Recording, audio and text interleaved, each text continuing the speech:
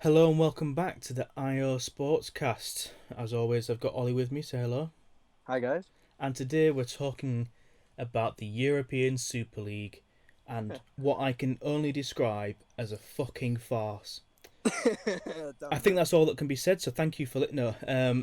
It really was just ludicrous from start to finish. All 72 hours that this happened. Yeah, 48, 72 hours. uh yeah, it's just ridiculous.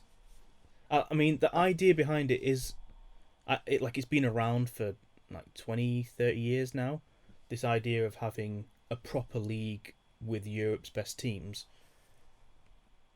yeah. but the way they've gone about it feels you just saw money, didn't you? There wasn't like this is best for football. You're like, okay, these guys want to make some money. 100%.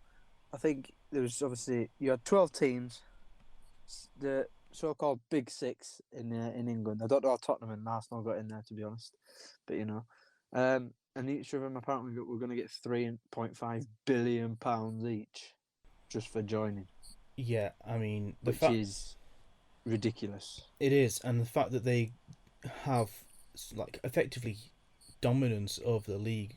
They were immune to relegation. Yeah, immune to Were, relegation. were given a massive signing on bonus.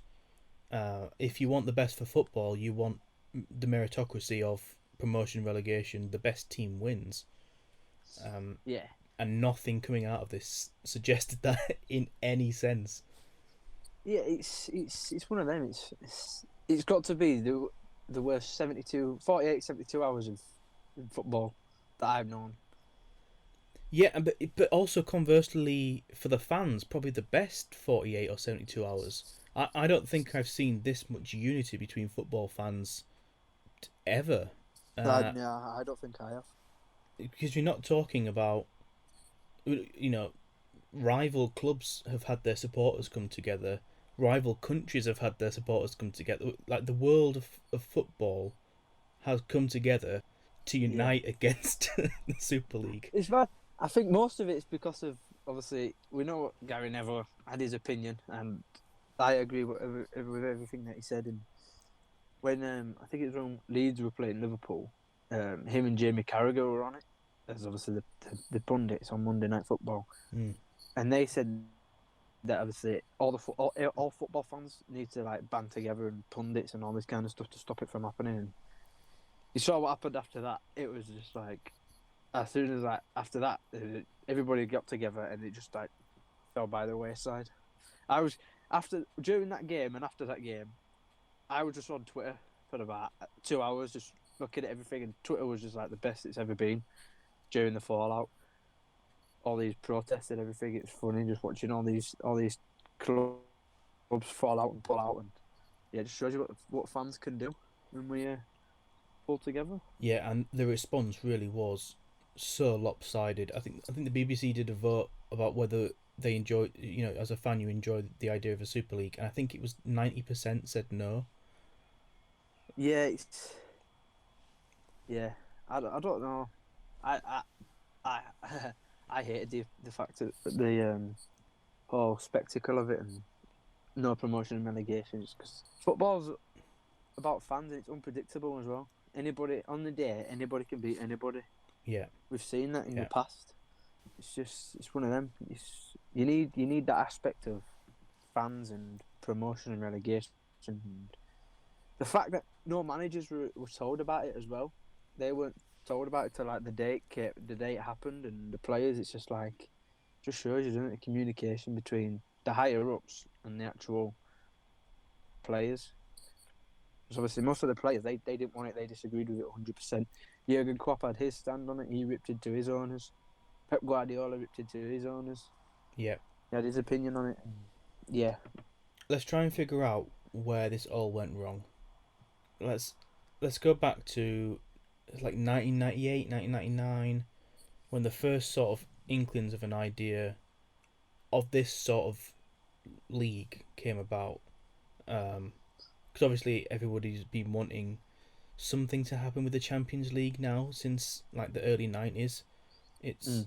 it's gone through a few different phases, but it's never quite craved that, never filled that craving for an actual league. And Yeah. I think actually the first people to come up with this, like an idea for a proper Super League were some Italian media corporation or something like that. Mm. But nothing ever came of that. And then I remember, this must have been about 10 years ago, maybe 12 years ago, the idea of the Premier League were going to host like a 39th match. Maybe it was in Dubai or something like that. That they were going to, or like a touring 39th match. Spain, I think, was also mentioned as a potential host. That never happened. But there was definitely this inkling that something was in the works. That the want to really push multiple leagues together to try and get like a consecutively best team in the world almost. Yeah. Because there is the Club World Cup, but that takes like cup tournament winners from the 6 different confederations and then the host, and it's just not the same. It's very much overlooked. If your team's in it, then great, but if you're not from Europe or South America, you're probably not going to make the final. If Yeah, you're, that's true. if you're not, you're not really talking about the World Cup of clubs. You're talking about the the clubs that got lucky in one tournament. Yeah. Um, But not only that, when in the Club World Cup, it's mainly just European. it's mainly Europe versus South America. Not saying that the World Cup's much better because that is pretty much Europe and South America winning it. Yeah. At least with the World Cup, you've actually got the likes of like minnows beat like Iceland and Argentina. There was I know Iceland are a European team, but they're not a big European team. No, yeah. Um, there was the headline of Iceland beat Argentina 1-1, like because that's what it felt like. You got South Korea beating Germany and knocking them out. I know. Um, Yeah. Nigeria and Cameroon throughout the years have produced numerous surprises. Um, Yep. but Club World Cup, I think the first season it ever happened, Real finished in the semi-finals. I think that's the only thing I could think of maybe being a shock. Yeah. I don't really. When it's on, I don't really watch it. I don't think I've ever seen a Club World Cup match. I've watched it. I think it's pointless, to be fair. I've watched it to tick it off the list, rather than wanting to watch it. Yeah. Yeah. Anyway, back to the Super League. So this was, when was it? The 18th of April. I think it 18th was. till the 21st, I think. Yeah. Let me double check. Yeah, it was the 18th. It was Sunday the 18th till last Wednesday. Yeah. Now it must be Tuesday. noted. Yeah, Tuesday, Wednesday. Yeah, it must be noted. We're recording this on the evening of the 26th on Monday night, and So we've had a week for it to. Some new news has come out. Let's go straight to the new news. Italy, the Italian Football Federation, has approved a rule that bans any club that signs up for a breakaway competition from competing in Serie A. So the likes of Juventus, Inter, and AC, those 3 teams were part of the Super League. Juventus are still technically part of it. They've not pulled out. Yeah. So those 3 teams, because the league's not recognised by FIFA or UEFA, won't be able to play in domestic tournaments in Italy. When does that come into fruition? That's a good question. The article I'm reading doesn't say. I assume instantly in that case. But if AC and Inter have pulled out, will they be able to join? Yeah, I think this is. I think this is more. Or if it was to go ahead, they wouldn't be able to play in it. Yeah, that's what I think. But it does raise the question now: if the Italians have done it, when are the rest of Europe going to do it? Once the first domino falls, the rest will fall. It's like that's what UEFA and FIFA were saying, wasn't it? They were like, if you join this Super League, You won't play you won't play in your domestic competitions. Your domestic league. You'll be banned from all European competition, even international. So like the European Championships and the World Cup. And I Yeah, thought, when I heard that, I thought, yeah, but then obviously that many players won't want to play in it because obviously all players want to represent the country at a World Cup or a European Championship, and being told that you won't be able to play if you join this league is, yeah, agreed. But there's also some players are on the fringes of their squad, and a big payday might well be enough to cause them to go. It's the fact that FIFA and UEFA can say you can't play in your um, domestic league, but it does feel a bit like an empty threat yeah, because I mean I don't know what the actual legalities are from FIFA and UEFA, but I've got a feeling that actually if the likes of Arsenal and Spurs joined the Super League, if it happened, then actually it'd probably be down to the FA to say you can't play in the Premier League rather than UEFA and FIFA. And the fact now that the Italian Football Federation, the Italian FA, has said mm-hmm. this is now a rule, you are now banned if you do that. That yeah, that is much bigger news to me than FIFA and UEFA saying, yeah, "Oh, you're not gonna play next season." yeah, exactly, 100%. It's like PSG were invited as well. They said they straight up declined it, and Dortmund and Bayern Munich declined straight away. They didn't even. They were like, nope, we're not even going near there. Yeah, and I wonder how much that is based on the dominance that they have in their leagues, or whether I guess from the German side of things, it would be very difficult for money to be a massive tempter because of the 50+1 rule that they've got in Germany. That, and That's they've got the lowest ticket prices in Europe, haven't they? Yeah, it's all fan. It's like fan owned clubs effectively. Yeah. Um, So not can be authorised unless the fans have the final say.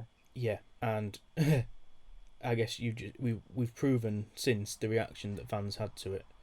Oh So yeah, I think that's probably exactly. a major part of it. As for PSG in France, I've I no thought they'd have said yeah. Not maybe, that like. but like they're annihilating League One at the minute. So why risk like losing that when you got almost guaranteed titles?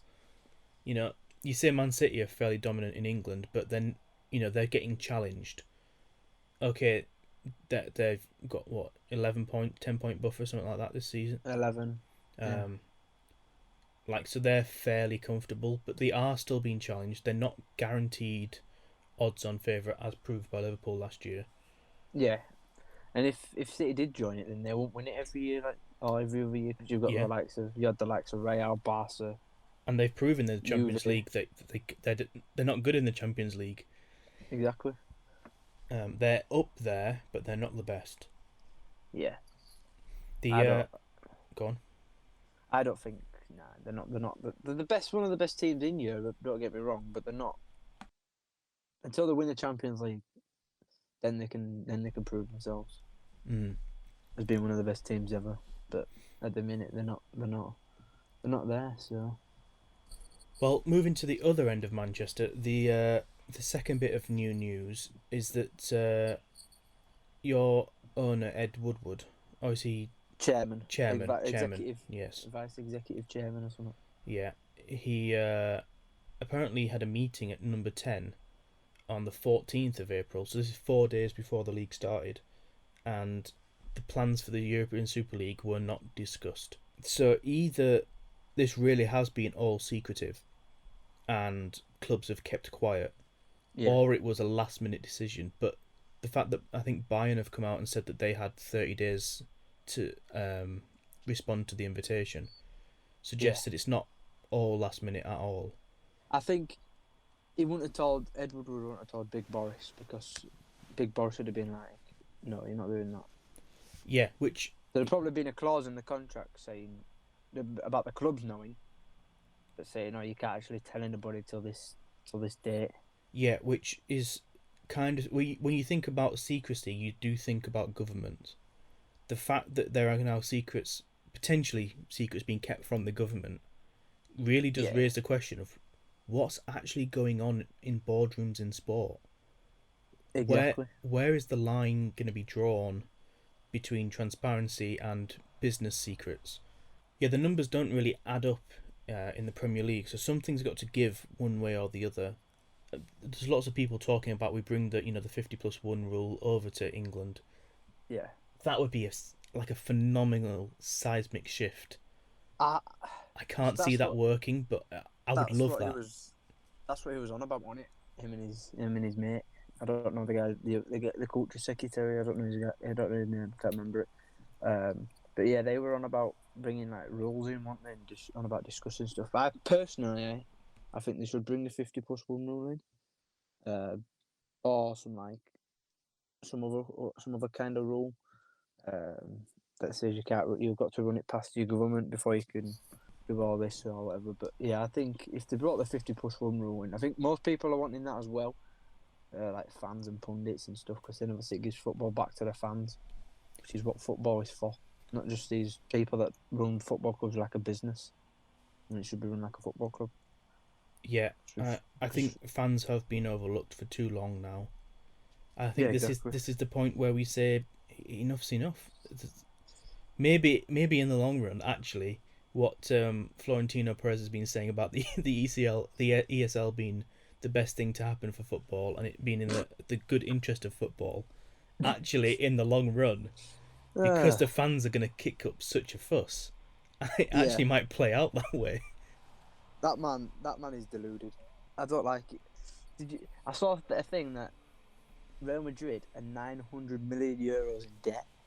Yeah, they've had a bad year.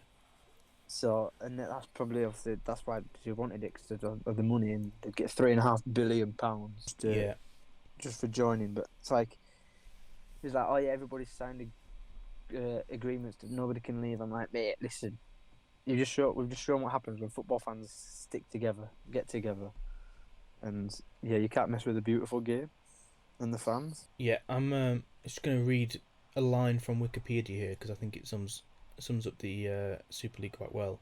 So, Go on. spearheaded by Florentino Perez of Real Madrid and Andrea Agnelli from Juventus, probably butchered both of those names. The Super League was in the works for 3 years. The final phases, though, were rushed. The allegiance among the 12 clubs instead of the 15 as originally planned seemed to have been forged under pressure. The announcement was unexpectedly poorly planned, devoid of real content, and the coalition, liable to break under any pressure, came apart quickly. And I didn't think. it did just seem like it was like thrown together and just spat out.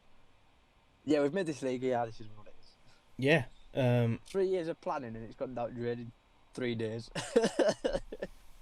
I just can't think of anything that's come close to it since No. like before this. Weirdly, Perez seems to think that it's still on.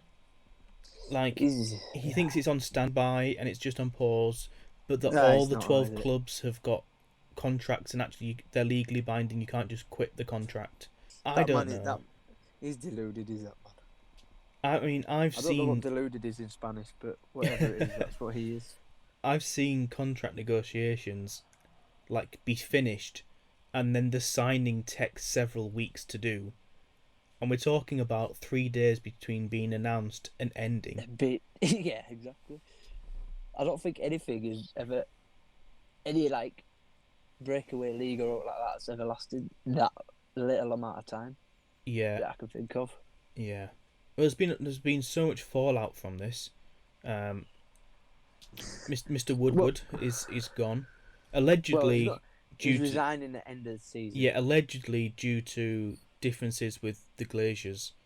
Uh, though a lot of people are saying that he was like involved from day one and was like Yeah, because the the company that were meant to be giving the money to the clubs, JP Morgan. Ed Woodward used to work for JP Morgan, so he had obviously fingers in all the pies with them lot. And then obviously he came to United. There was rumours he was going to resign anyway. mm, But yeah, I think he resigned. I think it's mainly because of the ban. He didn't like the plans that were getting drawn up. But yeah, I think he handed in his resignation, and it said he was going to resign at the end of the year, so December, and now I think he's going to resign at the end of the season. Wow. So yeah, that's one down. We just need to get the other guys out now. Yeah, and there have been a lot of protests, not just at Man United, but With big six. but in particular, at least from the media that I'm seeing, there is a massive push between Man United and Arsenal, really on your owners to get them out. Yeah, because there was a massive protest on Friday, I think it was, at the Emirates. And then over the weekend, I think it was Saturday, there was a big protest at Old Trafford. And I think there's going to be another one this week because Man United are playing Liverpool. Yeah. So I think there's going to be an even bigger protest then. Yeah, I mean, if you look at the clubs that are really massively protesting, there were already issues in the making. Like it seemed like fans. This is from an outside point of view as a Leeds fan. Yeah. It seemed like Man United's relationship between the fans and the Glazers was already strained. The relationship between Stan Kroenke and Arsenal fans was strained. The relationship between Spurs fans and Daniel Levy was already strained. And this has sort of just pushed fans to breaking point across multiple clubs. I can't speak for obviously Arsenal and Tottenham because obviously I don't really follow them and don't care about them. So they're big rivals. But with United and the Glazers, they've been causing issues for years and years and years and years and years. Fans have wanted them out of that club for forever, pretty much since they came in. It's just been a complete mess. Yeah, it has. It's been an absolute shambles. The Juventus owner, Andrea Agnelli, I've probably mispronounced that. I think he actually blamed like some of the failure of it on Brexit, which what? Yeah, like Brexit happened. When did we go for Brexit? 2016. 5 years ago, we started for Brexit. Yeah, but we're not. But this has been leave till like this year or something. Yeah, but if this has been in the plans for 3 years, they should have known about Brexit for 2 years before that. Oh yeah, 100%. I don't think. Yeah, it's not at all to do with that. But he did say that while it was unlikely to continue in its current form, he does. He's still very much convinced it's the way to go, and he likes, quote, the beauty of the project. Just saying that because he wants his £3.5 billion in his back pocket. Yeah, the beauty very much. The money there, not. Yeah, not the game or the fans or all like that, or so-called legacy fans. Yeah, the major issues were not just the money, but the relegation and the fact that the chairman and vice chairman of different clubs that were taking part were also like chairman and vice chairmans of the league, so there wasn't that impartial difference between the two. Yeah. So like Perez is the president of Real Madrid. He was going to be the chairman of the league. I think Joe Glazer was the vice chairman. Agnelli, Glazer, John Henry of Liverpool, and Stan Kroenke, all vice chairmans of the league. Like, you can't. There's got to be some mix of impartialness, and there just was. It just looked complete and utterly like it was just meant to make some people some money. That's all it was, just a money-making scheme, wasn't it? Not only that, but they were meant to. They were turning it with it being no promotion and relegation. They were going to turn it to like the NFL and stuff like that. I think the original plan was for 20 teams, 15 founding teams, and then 5 teams that would get promoted and relegated. Yeah, which is stupid. Like, that's an invitational league. That's not promotion and relegation and the best team winning. exactly. That's an invitational league with 5 guest teams. Yeah, exactly. It's stupid, man. Yeah. Well, I'm looking here at the prize money and offer, and like you said, the official press release said that the prize money would be in excess of 10 billion euros, during the course of like the initial commitment period, and all founding clubs received 3.5 billion euros to support infrastructure investment plans and to offset the COVID impact. In addition, In other words, it hit a nice little bit of money there. But in addition to that, the founding clubs would share 32.5% of commercial revenues, and then another 32.5% of commercial revenue being distributed between all 20 teams, including the 5 invited teams. Another 20 would be allocated based on merit of performance, which is what, standard. I assume, winner gets the most, 20th gets the least. Yeah. And the final 15 would be shared based on broadcast size of their audiences. Pretty much all the money would be going. They said that where the money would be going, but it'd be going to the owners' back pockets. The owners' back pockets of the big teams, yeah. Yeah, exactly. There was Der Spiegel, a German magazine, I think they are. They're like a weekly magazine in Germany. Yeah. They're renowned for getting leaks into different ongoing situations. Apparently they gained access to the contract of the Super League, which is 167 pages long. Jesus Christ! And apparently, this is all apparently, the clubs of Barcelona and Real Madrid were set to receive £60 million more than any other club over the first 2 years. I heard that. But AC, Inter, Borussia Dortmund and Atletico were set to make less than everybody else. So even just in entrance fees and just, the initial setup of the first 2 years for the clubs invited, it's not equal. Yeah, exactly. I can't find a single detail that makes me think this was a good idea. I like the idea, the big picture idea of having 20 of the best teams in Europe, arguably with promotion and relegation, the best 20 teams in Europe, taking each other on week to week. That sounds, for a football fan, that sounds incredible. I know, but there's an element of playing like Barcelona 4 times a season, stuff like that. It'll get boring after a while. Well, I mean, if you've got a 20 league, if you've got a 20 team league, and you just play 38 games a season, forget domestically. Yeah, forget domestic leagues. Yeah. If that was the weekly football, that would be incredible, because you'd still only get you a couple of times a year of, Man United versus Real Madrid, Man United, Barcelona. Yeah. But you'd get, over time, the 20 best teams in Europe at the very top. You could have the Champions League as a knockout competition, a bit like you've got the FA Cup as a knockout competition. Obviously, everybody's a fan of the football in their own country. I'm a massive... the Premier League's pretty good. I'd say it's one of the best leagues it's the best league in the world. Yeah, but I mean, in terms of enjoyment and watching, I'm not just going to put on a random Premier League match. I'm not going to do that for almost any league in the world. The A League is a little bit different. I've got a heart attachment to the A League, so I'll just throw on a random Australian match. Yeah. But I'm not going to do that in the Premier League. The FA Cup, on the other hand, I will sit down and watch any round of the FA Cup. Mate, if I'd watch 2 National League teams fight out at the FA Cup. I mean, mate, it's the FA Cup, innit? It's the FA Cup.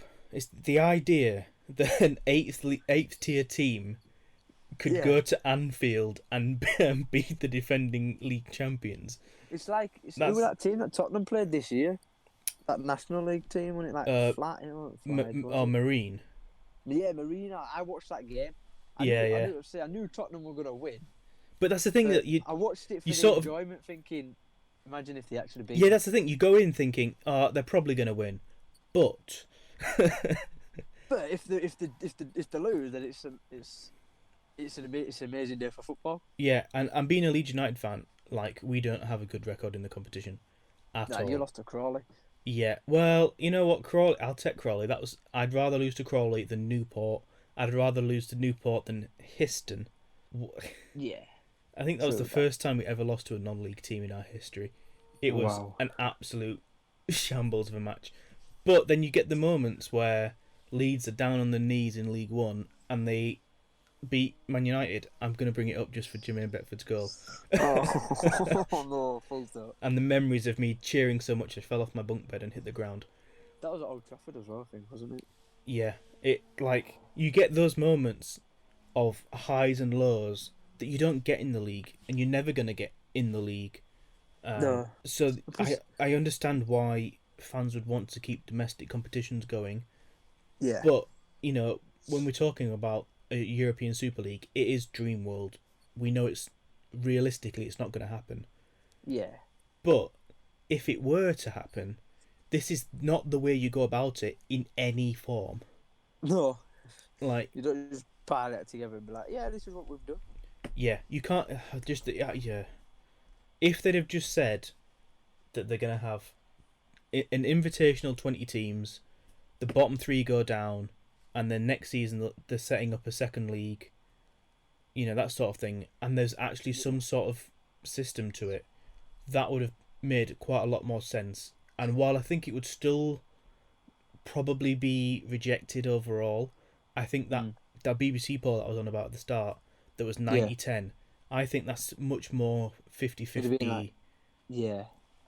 And that sort you can work with 50-50 because the Champions League updates, the revamp to 36 teams. That's And no groups and one league in it. that's all 50-50. People are really mixed about that anyway.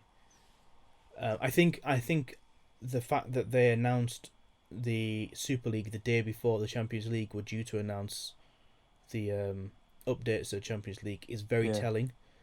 I think that was very much done on purpose. Like, most of the football world knew the Champions League were planning on releasing their updates on the 19th. They did that so that people would forget about the Champions League update and they just focus entirely on the European Super League and take all the give that loads of backlash. Yeah, boy, did we take notice. Just not in the good way. I saw. See, when Chelsea were playing Brighton, I wasn't watching the build up, but apparently, obviously, Petr Cech came out and was pleading with the fans and stuff, saying, "Oh, we're sorting all this." And then a few hours later, that's when all the City left, Chelsea left. But in the build up, I saw a sign on Instagram of one of the Chelsea fans, and he says, "We want our cold nights in Stoke." And I couldn't stop laughing. Yeah. I saw it. I was like, "Yeah, that's no, that's yeah, what we that want." is, yeah. The cold nights in Stoke are the sort of things that we're raised on in England for football. Years. Yeah, exactly. That is the bread and butter. And it's a running joke as well, isn't it? I was like, "Oh yeah, he's good, but can he do it on a cold night in Stoke?" It's like, okay, so I thought to end this, as we did with our previous F1 episode, which you should go check out, by the way. We had a guest on; it was fantastic. At the end of that, we did a 20 race calendar. I think for this, we're going to end it with what our 20 team European Super League would be if we were doing it. Which teams would we invite? The way we're going to pick this is based on country coefficients of from UEFA. With the top two teams getting 4 spots, the third team getting 3 spots, the next two, so 4th and 5th, getting 2 spots, and then 6th to 10th getting 1 spot each. That should give us a good mix, I think, rather than 6 from England. Yeah, 6 from England, 3 from Spain, 3 from Italy. Yeah, so the top 2 countries are England and Spain, so they're going to have 4 teams each. Okay. So, do you want to start with Spain first, I think? Let's start with Spain, okay. So, I would put in there the Galacticos, a la Madrid, Le Real, and Barcelona. I think they're El Clasico 20 times this season. They're almost guaranteed to be in there. Yeah. I think Atletico are probably 3rd in that list. Yeah, because they're the big three teams, aren't they, in Spain? Yeah. The question now though is who gets the 4th team? Yeah. Now there's a load of things you could go off here. Like Sevilla are up there. They've been doing really well in Europe recently. Yeah, But they then have. you've Yeah, got like the history of Valencia and Villarreal. you've got Bilbao as well. Uh, yeah, Bilbao. Yeah, I mean Real Sociedad at the minute are fifth, Sevilla are fourth. So I guess Sevilla would be my Yeah, suggestion. yeah. In my heart of hearts, Deportivo de La Coruña is the fourth team, but but they're never. Malaga, just wang them in there. I mean, yeah, Nah, they. I think we just put Sevilla in. I think we have to stick with the top four, Yeah, as it is at the minute in the league. So Atletico, Real, Barcelona, Sevilla, they're your Spanish teams. yep. Easy. English teams. English teams now. There's two definites in here. So the two Manchesters. I was thinking Liverpool and Man United 100% definitely, because that's what they've been the biggest clubs in England since forever. Yeah. Um, I think Man City do have to be in there, given their absolute dominance of Yeah. England lately. over the last 10 years. Yeah, the issue really is fourth place. Is it? I mean, it's not gonna. Let's be fair. It's not going to be Tottenham. It's not gonna be Tottenham or Arsenal. No. Is it Chelsea? Is it Leicester? Everton are probably not in that shout anymore. No. Um, I'd say. I think Chelsea do I'd get say the nod. Chelsea. Just. But that's the thing, though, is that they're not very consistent.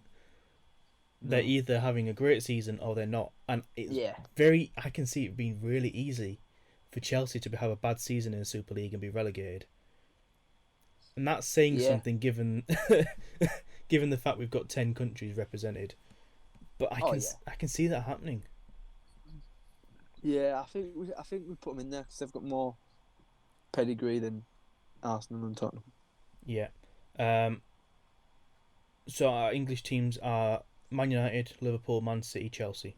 Yep. Italy. So Italy get 3 spots in our league. Okay. So, I mean, Juve. off history, you'd say Juve into AC. Yeah. I almost don't want them to do that. Who would you? Who would you put in? Well, I'm just looking up now what the league table is, because you've got the likes. I think Inter are top. Well, you've got the likes of teams like Lazio, Roma, Napoli. Oh yeah. Atalanta are second at the minute. Ooh. Fiorentina. You've got some big names from Italy. Like realistically, like the top 7 in the league at the minute are Inter, Atalanta, Napoli, Juventus, Milan, Lazio, Roma. Realistically, any of those could play. On the day, any of them teams are in Italy. Yeah, I mean, and you're looking at Milan in 5th, AC Milan in 5th on 66 points, and Atalanta second on 68. Oh, is that how close it is? Yeah. Jesus. So it's a really tight league if you ignore Inter being 11 points ahead. Mad. So I think Inter have to be in there. Yeah. Ooh, the question is, with the way that AC have gone the last few years, is they do now feel like a Europa League team, not a Champions League team. Yeah, exactly. So do they get the nod? No, I won't put them in. I put Juventus in. Juventus, okay. So who's getting that 3rd spot? I might put Lazio in there.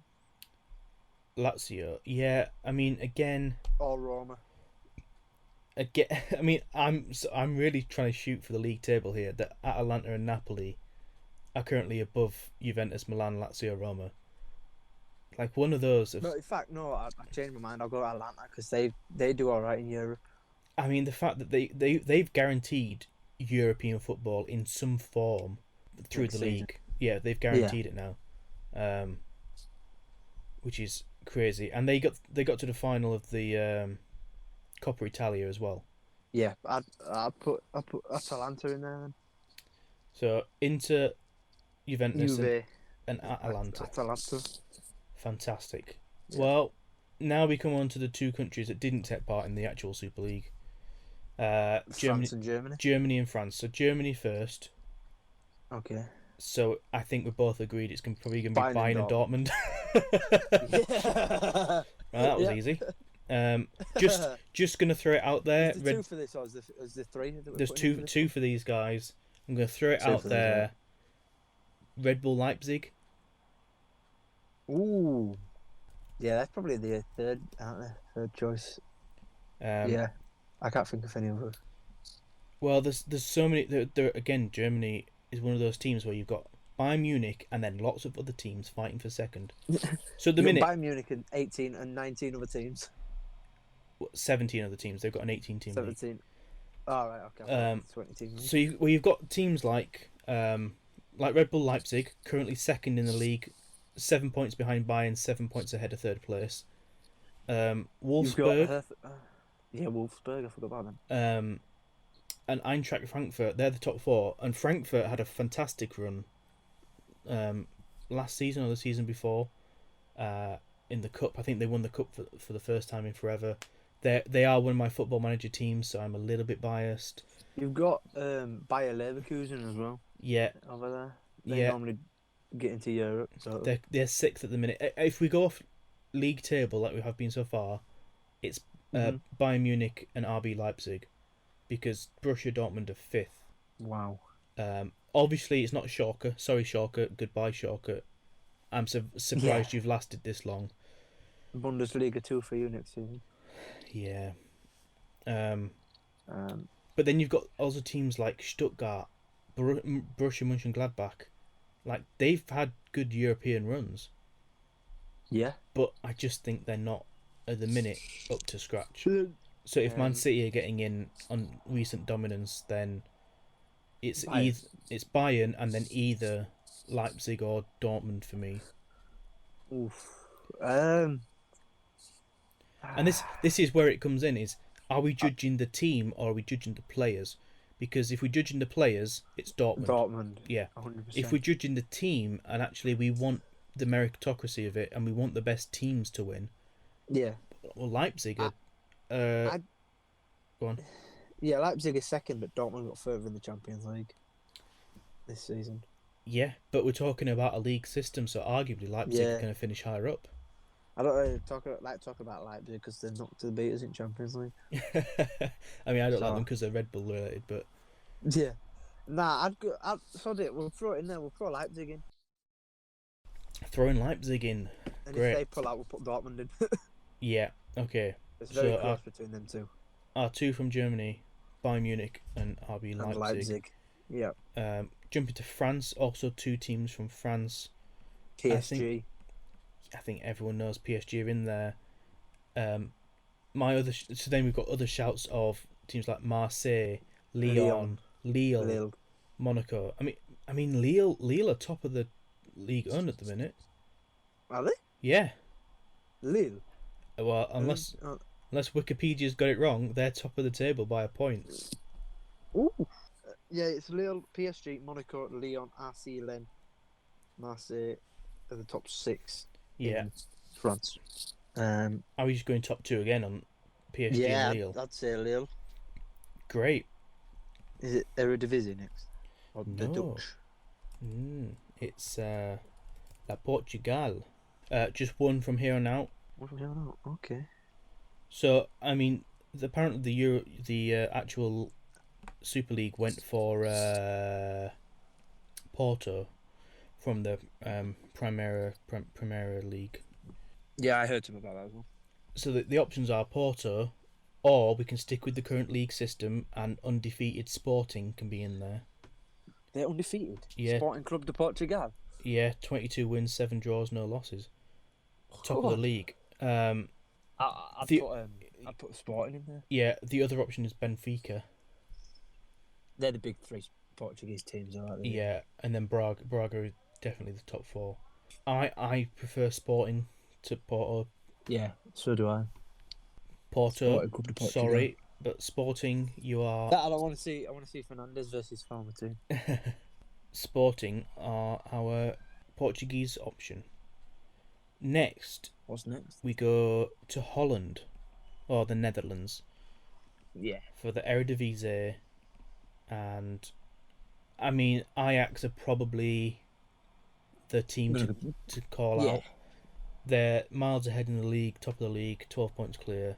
The other teams that were Solid. probably in the shout were PSV and Feyenoord, AZ Alkmaar. AZ, PSV, Feyenoord. It has to be. It has to be Ajax, doesn't it? Yeah, it has to be. Has to be. So Ajax, welcome to our Super League. I'll let you guess what the next country is because it's a bit of a surprise. Oh, next up, I'm thinking Belgium, Ooh, so close. No, Austria, no. Belgium and Austria are 9th and 10th, so they're the other two we're doing. Romania. No, I'll put you out your misery. Yeah, go on. It's Russia. Russia. Yeah, Russia are 8th in the UEFA coefficients list. Ooh, so we've got what? CSK Moscow, Spartak Moscow, Zenit St. Petersburg, yeah, Lokomotiv, Rubin Um, Kazan, Dynamo, Arsenal, Tula, but I think they're fighting for relegation. So, but I'm gonna say Arsenal in yeah, Russian league. so Zenit are 6 points clear. Honestly, they feel like the right choice. They're more CSK, but according to the table, CSK are 6th. So I'd put Zenit in. Zenit St. Petersburg. well, there you go. That's easy enough for me. What's next? Belgium. Belgium, La Belgique. I only know one Belgium team. Bruges. Is it Bruges? Yeah, Bruges, Anderlecht. Oh yeah, Anderlecht. Anderlecht is probably the shout. They're the only two that I know from the Belgium league. It's a Belgian Pro Division, First Division A, 2021. The current leaders are Club Bruges, Antwerp, second, Anderlecht, Genk, Standard Liège. Genk? Oostend are in 5th above Standard Liège, which is... Never heard of them. Ghent in 7th and Mechelen in 8th. Midgetland. We have to go Club Bruges, don't we? Club Bruges, hello. You're in that. Please take a seat. We'll be with you shortly.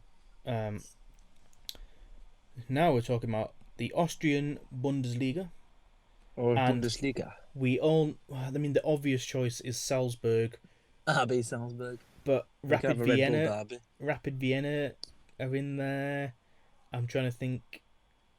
I don't really know any Austrian teams apart from them two. Graz, is it Sturm Graz? Yeah, Red Bull Salzburg, top of the league, 7 points clear of Rapid Vienna, or Rapid Vienne, depending on how you want to say it. LASK are second. The Linzer Athletic Sport Club. Yeah. Played them in the Europa League a few years back. Yeah, and Sturm Graz are 4th. It's got to be so. It's got to be. Yeah. Yeah.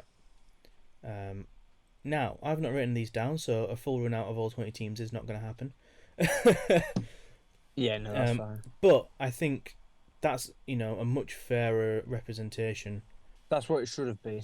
That feels like a proper European Super League, at least to start with. Yeah. Because you could argue Scotland are in 11th. You could argue that actually Celtic and Rangers deserve a spot more than Salzburg and... Yeah. But that's me being British. I feel like that would be really nice to see, but it would have to be something incredible to actually make it happen. Yeah. Well, it's been an absolute pleasure, Ollie. Thank you. And thank you to all of you who have been listening. We will be back next week with our Portimao Grand Prix podcast. As usual, if you want to follow us on social media, it's at IO Sportscast. Check us out on YouTube and Spotify and Apple Podcasts. And if you're on there, make sure you like and comment and subscribe or follow where you can. We want to know what your ideas are going forward. Any feedback would be much appreciated. Feedback would be appreciated. New ideas for different things we can do. Yeah. Obviously, we're fairly Formula One heavy, and we're sort of having odds and ends of different bits of sport. Do you want to see general sports be, like a more consistent thing? Would you want to see us talk more about different things in football, rugby, cricket, you name it, and we'll look into it. Yep. But most of all, just thanks for listening. We hope you enjoyed it, and well, until Portimao, goodbye. See yous.